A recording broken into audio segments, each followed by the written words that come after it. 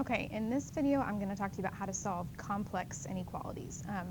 And really, all this means is that you're going to have variables in all three pieces, and it's a little bit more complex than you would think, right? In an equation, you just move all the variables to one side, but when you have an inequality, you've got multiple sides. So what we're going to do is we're actually going to separate this into two inequalities that we're going to work out individually, okay?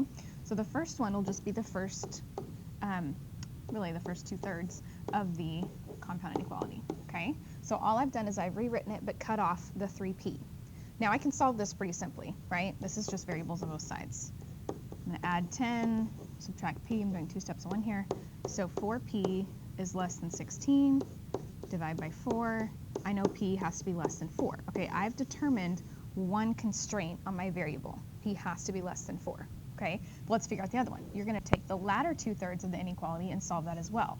So notice that I've used that p plus 6 portion twice.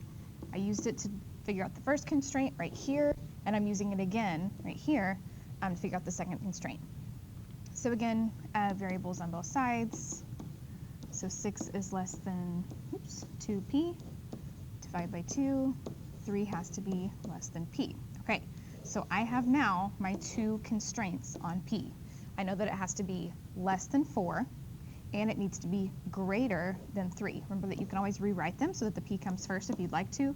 I've got p and 3. I know that my alligator here is eating the p, needs to eat the p over here. So now again, I've got two constraints.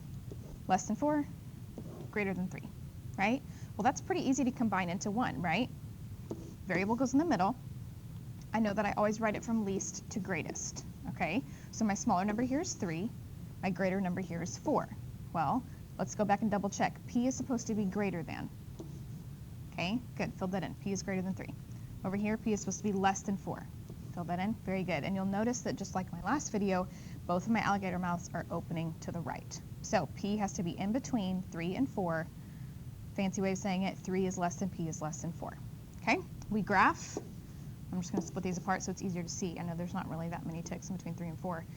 Open circles here, shade in between. I know that P has to be in between those two numbers. Okay, for example, 3.1, 3.2, 3.009, whatever. Anything between 3 and 4. Okay, but notice again, I just split it into two pieces. So let's do one more example of that. Again, we've got variables in all pieces. It's not quite as easy as just subtracting a variable from every single side. So I'm going to split this apart. I'm going to do the first two over here. Then I'm going to do the last two over there. Okay, so 2c minus 10, is less than 5 minus 3c. Then over here, I'm going to go ahead and rewrite 5 minus 3c again is less than 7c. Okay, so I'll solve these both individually and then put the answers together. So let's see. We'll add 3c to both sides and add 10 to both sides. So I've got 5c is less than 15. Divide by 5. C is less than 3. Okay, so there's one constraint on my variable. Solve the other side. Add 3c to both sides. 5 is less than 10c. Divide by 10. You may think, uh-oh, something's wrong, but it's not. C then just has to be greater than a half or 0.5, either way. Okay, and if you'd like to, you can rewrite this. For those of you that like the variable to be on the left, write our two things down, the c and the half. Think about what it's opening towards. Make sure you're careful to rewrite it the right way. Okay, so now I've got my two constraints. C has to be less than 3 and greater than a half. Okay, so I can combine that into one. Least to greatest, I've got a half. I've got my C. I've got my 3. My signs always face this way, so technically I shouldn't even have to think about it, right? But I would always double check. Compare this part to this side. Is C greater than a half? Well, yes, C is greater than a half. Compare the last portion to this side. C is less than 3. Well, yeah, C is less than 3. Okay?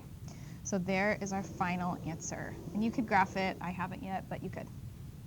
All right, so that's how you solve when you've got variables in all the pieces. You got to make sure you split it into two before you move on. Just to remind you, if it looks something like 8 is less than 4c is less than 16, you don't need to split it, right? Because you don't have a variable in every portion. It's only when you have variables in every single portion of the inequality. Alrighty.